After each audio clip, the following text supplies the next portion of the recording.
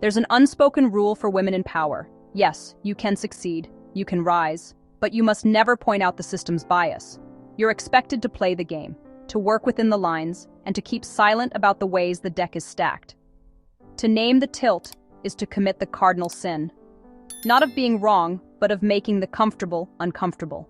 The moment you speak the truth about the imbalance, you disrupt the illusion that everything is fair. Eleanor Vance broke this rule.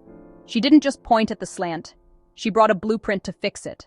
She dared to imagine a system that worked for everyone, not just the few. For that, she was accused of trying to tear everything down. Her vision was painted as radical, her motives questioned, her loyalty doubted. This isn't just her story, it's a pattern.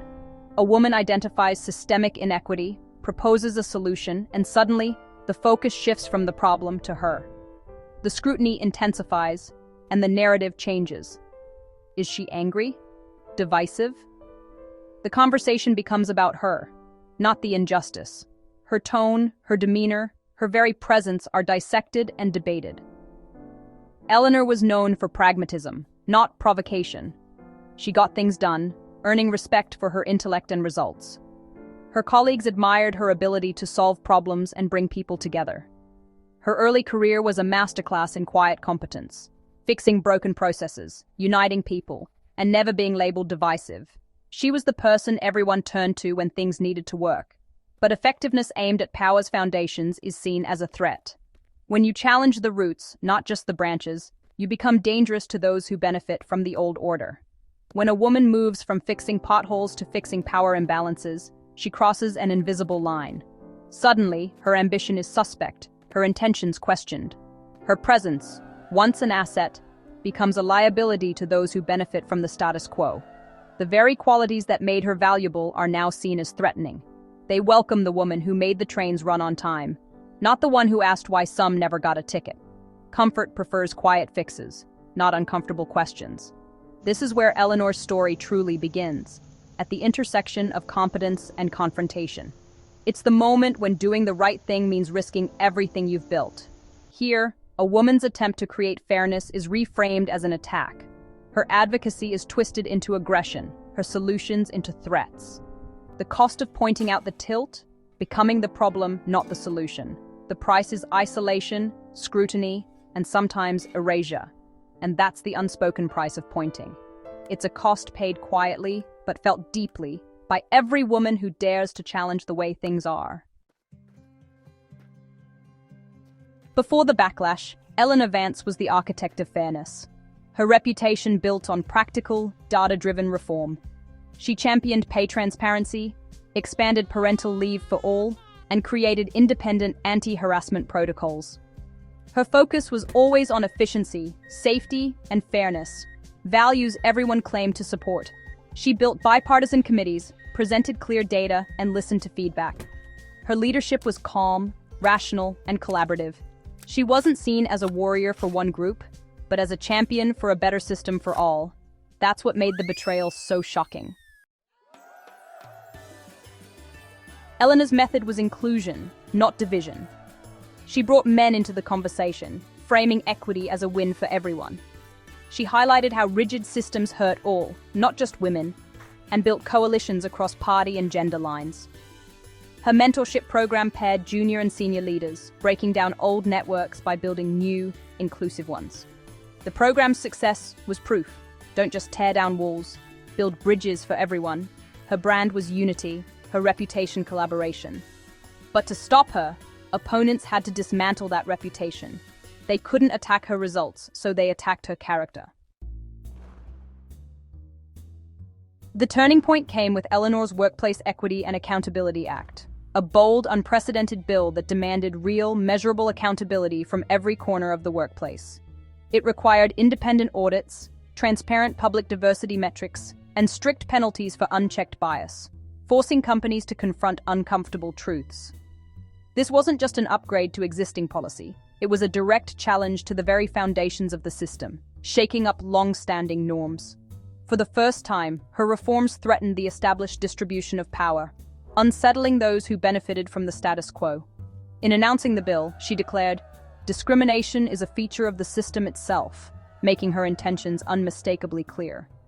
That single line was the spark that ignited a fierce public debate. Opponents, unable to refute her data, seized on her words, twisting them to suit their agenda. The narrative quickly shifted. The bill was painted as an attack on tradition, not a solution to injustice. Media coverage soured, focusing on gender and race, while largely ignoring the bill's universal benefits for all workers. The architect of fairness was recast as an agent of discord, her motives questioned at every turn. Her own words, twisted and amplified, became the weapon used against her, fueling a storm she could not control. The campaign against Eleanor escalated quickly, gaining momentum with every passing day. Her critique of systemic bias was spun as an attack on men. Headlines labeled her anti-men, fueling outrage and confusion. Policy debate became culture war, with every discussion turning more polarized and personal. Her interviews were edited into viral sound bites, stripped of context and nuance, designed to provoke. Leaked memos revealed the strategy: don't debate the data, make Vance the issue, distract from the facts, frame her as angry, divisive, and out of touch, painting her as the problem rather than the messenger. The public's empathy shifted to discomfort and defensiveness as trust in her intentions eroded. Her calm, evidence-based approach was drowned out by a false emotional narrative that overshadowed the facts. The system, not Eleanor, was on trial, but they made her its face, isolating her in the process. The backlash was manufactured, but its effects were real, leaving lasting scars on her reputation. People who once admired her now questioned her motives, unsure of what to believe. The focus was no longer on fairness, but on her supposed divisiveness, as the narrative shifted. The lie, repeated enough, became the truth, shaping public perception in ways that were hard to undo. Under attack, Eleanor stayed composed. She refused to be baited, always redirecting to facts and data. Her office published daily fact sheets, case studies, and held town halls to explain the bill's real impact. For a moment, her integrity cut through the noise, but the relentless smear campaign took its toll. Allies grew silent, worried about their own reputations. Voters who once trusted her now saw her as too divisive. Her calm was no match for the emotional narrative against her. The cost of demanding accountability was isolation. The storm was manufactured, but the damage was real. Eleanor lost the bill and much of her political capital. The label divisive stuck, not for wrongdoing, but for naming injustice. Her story is a warning. Women who call out bias are often punished, not for their critique, but for their audacity. The backlash isn't about substance, it's about silencing. Yet Eleanor's legacy endures. The data she exposed can't be unseen. The conversations she started continue, even after the headlines faded. She shifted to grassroots work, undeterred. She proved you can lose a fight but win the moral argument. Her experience became a lesson for future leaders. Demanding equality isn't division, it's patriotism.